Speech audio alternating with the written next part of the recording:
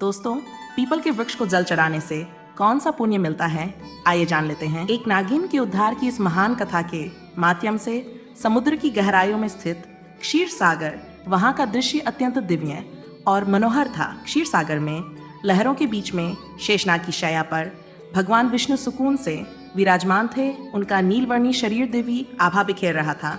उनके समीप माता लक्ष्मी उनके चरण दबा रही थी। चारों ओर दिव्य प्रकाश और वातावरण में शांत संगीत की ध्वनि गूंज रही थी। इसी बीच एक पावन पथ से आकाश मार्ग होते हुए देवर्षि नारद जी वहां पहुंचे। नारद जी के हाथ में उनका दिव्य वीणा था और मुख पर हल्की चिंता की रेखाएं थी। भगवान विष्णु ने नारद जी को देखा और मंद मुस्कान के साथ कहा, पधारो नारद, तुम्हारा स्वागत है। ऐसा प्रतीत होता है कि तुम कुछ बेगर हो। क्या बात है? क्या तुम्हारे भ्रमण में कोई अनहोनी घटी है? नारद जी ने शीश झुकाकर भगवान विष्णु को प्रणाम किया और कहा, हे प्रभु, मैं अभी अभी पृथ्वी लोक से लौटकर आ रहा हूँ। पृथ्वी का भ्रमण करते हुए मैंने एक अत्यंत विचित्र दृश्य देखा। वहाँ कुछ लोग पीपल के वृक्ष को काटते हुए दिखे, जैसे उन्हें उसके महत्व का कोई ज्ञान ही ना हो। दूसरी ओर कुछ तपस्वी मुनि और साधक उस वृक्ष की पूजा कर रहे थे। वे उसकी परिक्रमा करते, उस पर जल अर्पित करते और मंत्र उच्चारण करते हुए भगवान विष्णु की स्तुति कर रहे थे। हे प्रभु, इस विरोधाभास को देखकर मेरे मन में जिज्ञासा उत्पन्न हुई। पीपल के वृक्ष का क्या रहस्य है? ये वृक्ष इतना पवित्र क्यों है कि कुछ लोग इसकी पूजा करते हैं और जिन्हें इसका ज्ञान नहीं है वे इसे काटने का पाप क्यों करते हैं? कृपा करके मुझे इसके महत्व के विषय में विस्तार से बताइए ताकि मैं इस ज्ञान को लोक में फैला सक। भगवान विष्णु के मुख पर एक कोमल मुस्कान खिल उठी। वे मंद स्वर में बोले, हे नारद, तुम्हारा प्रश्न अत्यंत महत्वपूर्ण है। पीपल का वृक्ष कोई साधारण वृक्ष नहीं है। यह वृक्ष स्वयं मेरे स्वरूप का प्रतीक है। यह न केवल देवताओं का निवास स्थान है, बल्कि इसकी पूजा से मनुष्यों के समस्त पापों का नाश होता है और उन्हें मोक्ष की प्राप्ति होती है। सुनो, मैं तुम्हें पीपल के वृक्ष के महत्व की एक कथा सुनाता हूँ जो ये स्पष्ट करेगी कि क्यों यह वृक्ष पवित्र है और क्यों इसकी पूजा करनी चाहिए। हे नारद, इस कथा का केवल वर्णन और श्रवण ही मनुष्य के लिए पुण्यदय है। जो भी इस पावन का श्रद्धा और भक्ति के साथ सुनता है या सुनाता है, उसे अनगिनत पुण्य प्राप्त होते हैं। जो व्यक्ति इस कथा का श्रवण करता है, उसके जन्म जन्मांतर के संचित पाप नष्ट हो जाते हैं, चाहे उसने अपने अज्ञानवश कितना ही बड़ा पाप क्यों ना किया हो। इस कथा के श्रवण से उसे पापों से मुक्ति मिलती है। इस कथा को सुनने वाला अपने पितरों का आशीर्वाद पाता है, उसके पूर्वज संतुष्ट होते हैं और उसे सुख, समृद्धि और शांति का वरदान देते हैं। इसके फलस्वरूप पितरों के इन समाप्त होते हैं और उनके मार्ग में आने वाली बाधाएं दूर होती हैं। इस कथा को सुनने वाला व्यक्ति अपने घर में दुर्भागी, दरिद्रता और कष्टों को दूर करता है। उसके परिवार में सुख, समृद्धि और लक्ष्मी का वास होता है। उसका जीवन सदा मंगलमय रहता है। यदि किसी स्त्री पुरुष को संतान सुख की प्राप्ति में बाधा हो रही हो, तो वह इस कथा को श्रवण करके पीपल के वृक्ष की पूजा करें। उसे संतान सुख की प्राप्ति अवश्य होती है। नारद जी ने आनंद और जिज्ञासा से कहा, प्रभु, मैं ध्यानपूर्वक सुन रहा हूँ, कृपया इस कथा का वर्णन कीजिए। भगवान विष्णु ने कहा, हे नारद, पूर्व काल की बात है। एक अत्यंत गरीब व्यक्ति रहता था जिसका नाम हरिदास था। हरिदास ईमानदार और परिश्रमी था, लेकिन उसका जीवन अत्यंत कठिनाइयों से भरा हुआ था। वह जंगल से लकड़ियां काटकर उन्हें बेचता और जैसे तैसे अपने परिवार का भरण पोषण करता था। उसका परिवार बड़ा था। बूढ़े माता पिता, उसकी पत्नी गायत्री और 3 छोटे छोटे बच्चे। हरिदास दिन रात मेहनत करता, फिर भी परिवार के लिए पर्याप्त भोजन जुटाना मुश्किल हो जाता। उसके घर में किसी भी प्रकार का धार्मिक कार्य नहीं होता था और ना ही देवताओं की पूजा अर्चना होती थी। हरिदास को शास्त्रों और धार्मिक महत्व के विषय में कुछ भी ज्ञान नहीं था। एक दिन हरिदास हाथ में कुल्हाड़ी लिए जंगल की ओर निकल पड़ा। वह सुबह से ही जंगल के एक एक कोने में घूमता रहा, पर उसे लकड़ियां तो दूर, एक भी सूखा पेड़ नहीं मिला। उसकी थकान बढ़ती जा रही थी और सूर्य अपनी मध्या अवस्था में चमक रहा था। हरिदास को चिंता सताने लगी कि यदि वह आज लकड़ियां नहीं ले गया तो घर में चूल्हा नहीं जलेगा। भूख और प्यास से व्याकुल होकर वह जंगल में और आगे बढ़ने लगा। जंगल का यह भाग अत्यंत भयानक था। ऊंचे ऊंचे वृक्ष, घनी बेलें और झाड़ियों ने सूरज की रोशनी तक को धरती पर आने से रोक रखा था। जगह जगह सर्प, बिच्छू और अन्य हिंसक जीवों के खतरे भी दिखाई देते थे, परंतु हरिदास की विवशता उसे वहां तक खींच लाई थी। बहुत देर तक भटकने के बाद अचानक उसकी नजर एक विशाल वृक्ष पर पड़ी। वह वृक्ष अपने चारों ओर एक अजीब सी आभा बिखेर रहा था। उसकी शाखाएं मानो आकाश को छू रही थी और उसकी जड़ें धरती को गहराई से बांध कर रखे हुए थी। यह पीपल का वृक्ष था। हरिदास ने मन ही मन सोचा, रे वाह, कितना बड़ा और मजबूत वृक्ष है। यदि मैं इसकी कुछ टहनियां काट लूं तो आज का काम बन जाएगा। फिर उसने कुल्हाड़ी को मजबूती से थामा और वृक्ष के पास पहुंच गया। वृक्ष के नीचे खड़ा होकर उसने एक क्षण के लिए इधर उधर देखा और कुल्हाड़ी को ऊपर उठा लिया। जैसे ही वह कुल्हाड़ी से वृक्ष पर आघात करने वाला था, तभी एक भयंकर आवाज गूंज उठी जो किसी स्त्री की सी प्रतीत हो रही थी। हे मनुष्य, ठहरो, तुम ये क्या अनर्थ करने जा रहे हो? हरिदास ने चौंक कर इधर उधर देखा, पर वहां कोई दिखाई नहीं दिया। अगले ही क्षण वृक्ष के तने के पास से एक भयानक काले रंग का सर्प प्रकट हुआ। उस सर्प की आंखें चमक रही थी, मानो उनमें अग्नि की ज्वालाएं जल रही हो। हरिदास भयभीत होकर पीछे हट गया। सर्प धीरे धीरे उसके सामने आकार लेने लगा। वह अब सर्प नहीं बल्कि एक सुंदर स्त्री का स्वरूप धारण कर चुका था। ये कोई साधारण स्त्री नहीं थी बल्कि एक नागकन्या थी। अपार रहस्य झलक रहा था। फिर नागकन्या ने गंभीर स्वर में कहा, हे मनुष्य, तुम ये पवित्र पीपल का वृक्ष काटने जा रहे थे। क्या तुम्हें इसका ज्ञान नहीं कि पीपल के वृक्ष में देवताओं का वास होता है? इसे काटने से तुम्हें महान पाप लगेगा। हरिदास की सांसें तेज हो गई। वह भयभीत होकर कांपते स्वर में बोला, हे देवी, आप कौन हैं और मुझसे मनुष्य की वाणी में बात कैसे कर रही? मैंने तो ऐसा कुछ कभी सुना भी नहीं था। कृपया मुझे बताइए कि आप कौन हैं और ये वृक्ष क्यों इतना विशेष है? नागकन्या मुस्कुराई और बोली, हे मनुष्य, मैं इस पीपल के वृक्ष की रक्षक हूँ। मेरा नाम नागिनी सुरसा है। यह वृक्ष मेरे लिए बहुत प्रिय है क्योंकि इसी वृक्ष में मेरा वास है।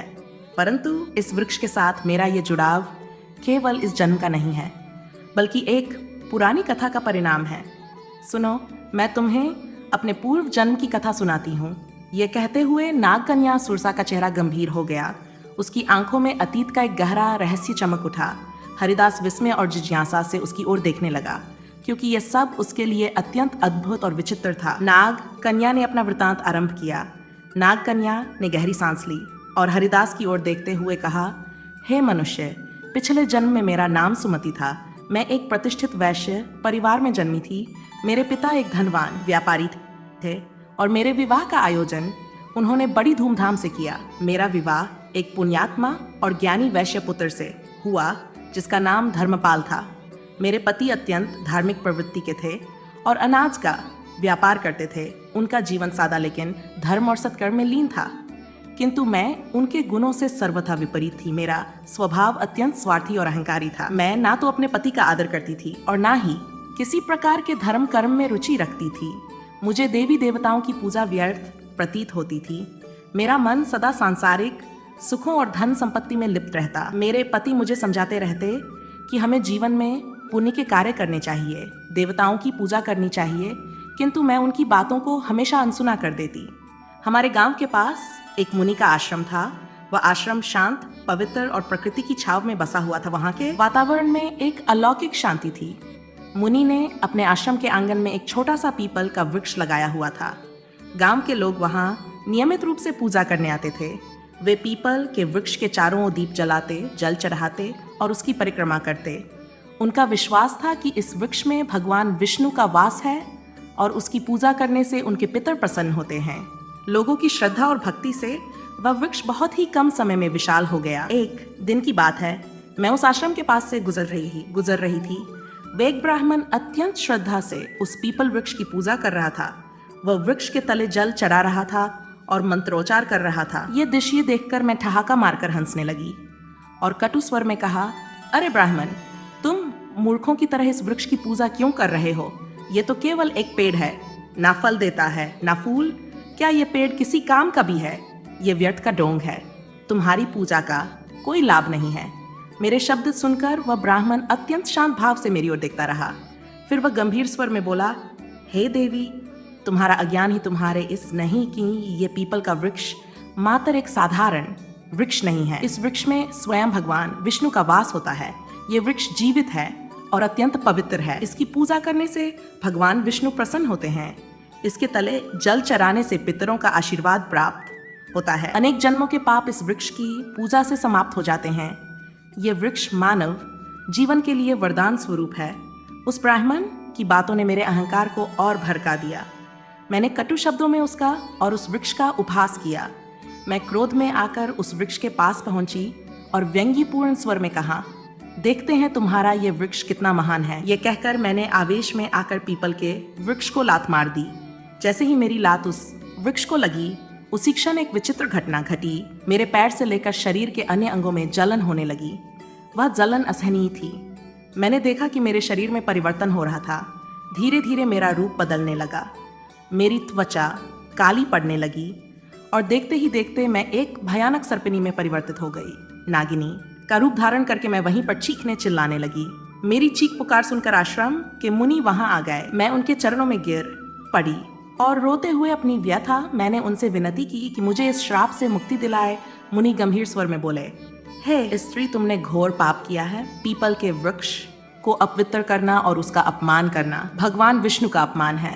तुम्हें तुम्हारे कर्मों का दंड मिला है। फिर मैंने कांपते हुए हाथ जोड़कर मुनि से प्रार्थना की, हे ईश्वर, कृपया मुझे क्षमा करें और इस शराब से मुक्ति का कोई उपाय बताए। मैं अपने पापों के लिए पश्चाताप करना चाहती हूँ। उस मुनि ने गंभीर स्वर में कहा, हे पापिनी, तुम्हें इस श्राप से मुक्त होने के लिए 100 वर्षों तक इस पीपल वृक्ष पर निवास करना होगा और इसकी रक्षा करनी होगी। जब 100 वर्ष पूर्ण हो जाएंगे तब तुम्हारे पति यहाँ आएंगे और इस वृक्ष पर जल अर्पित करेंगे। उसी दिन तुम्हें इस श्राप से मुक्ति मिलेगी। इतना कहकर मुनि वहां से चले गए। तब से मैं इसी वृक्ष पर वास कर रही हूँ। ये वृक्ष दिनों दिन बढ़ता गया और मैं दिन रात इसकी रक्षा करती हूँ ताकि कोई इसे हानि ना पहुंचा सके। आज मेरे 100 वर्ष पूरे हो चुके हैं। मैं प्रतीक्षा कर रही हूँ कि मेरे पति धर्मपाल यहाँ आए और इस वृक्ष पर जल अर्पित करे, तभी मुझे इस सर्प योनि से मुक्ति मिलेगी। ये कहते हुए नागकन्या की आंखों में आंसू आ गए। उसकी आवाज में पीड़ा और पश्चाताप स्पष्ट छलक रहा था। हरिदास ये सब सुनकर अवाक रह गया। वह समझ नहीं पा रहा था कि जो कुछ उसने सुना वह सपना था या सच्चाई। उसके हृदय में भय और श्रद्धा का संचार हो रहा था। नागकन्या की करुणामय कथा सुनकर हरिदास स्तब्ध रह गया। उसकी आंखों में आश्चर्य और अविश्वास के भाव तैरने लगे। उसे ये बात समझ में नहीं आ रही थी कि वह स्वयं इस घटना से किस प्रकार जुड़ा हुआ था। तभी एक दिव्य तेज से आश्रम के मुनि प्रकट हुए। उनका स्वर गंभीर और आशीर्वाद से भरा हुआ था।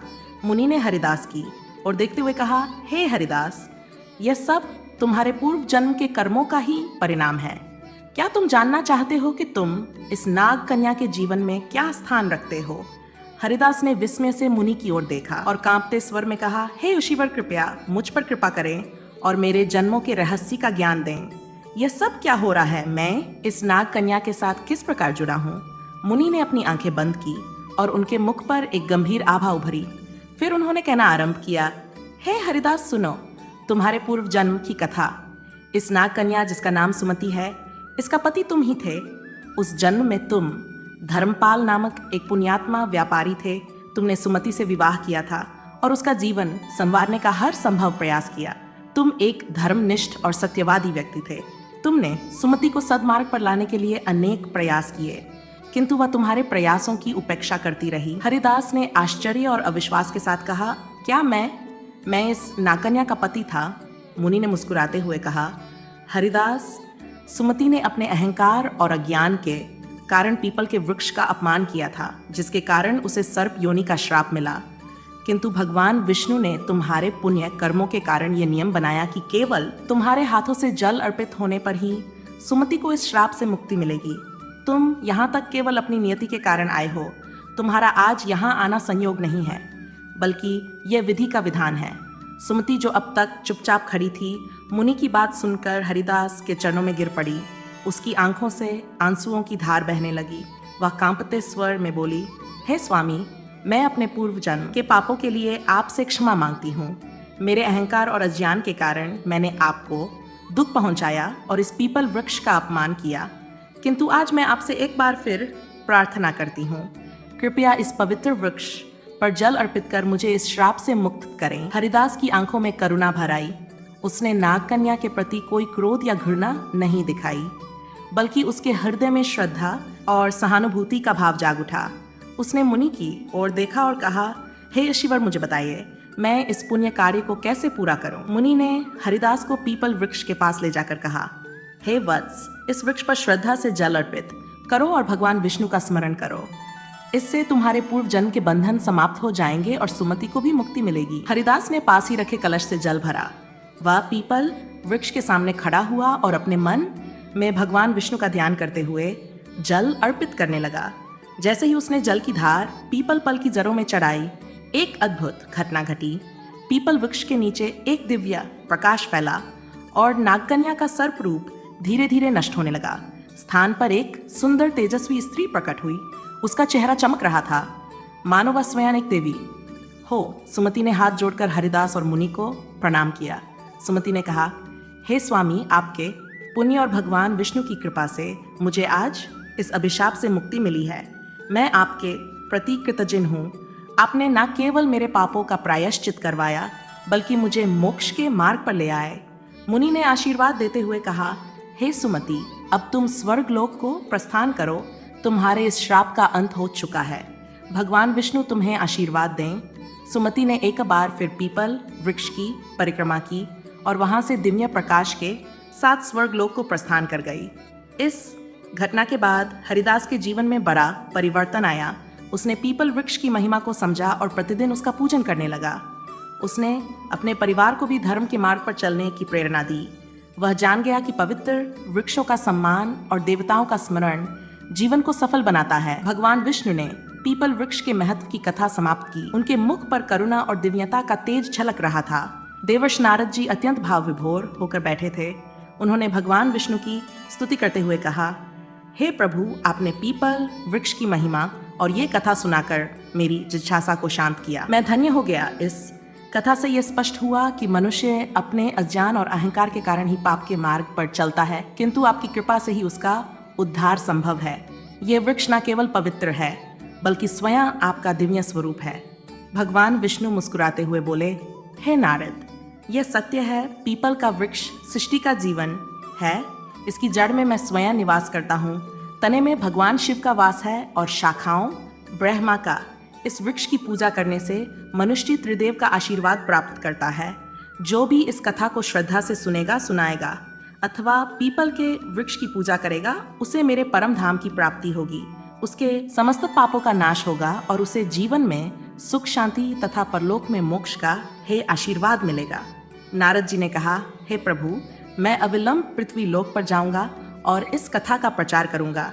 मैं लोगों को यह बताऊंगा कि पीपल के वृक्ष का अपमान नहीं करना चाहिए। इसकी पूजा करके वे आपके सानिध्य को प्राप्त कर सकते हैं। तो दोस्तों, इस प्रकार से भगवान विष्णु ने नारद जी को पीपल के वृक्ष की महिमा सुनाई है। उम्मीद है आपको ये कथा पसंद आई होगी। वीडियो को लाइक जरूर करें और कमेंट में जय श्री हरि विष्णु अवश्य लिखें। साथ ही चैनल को सब्सक्राइब करें। आप सभी का धन्यवाद। जय श्री राधे राधे।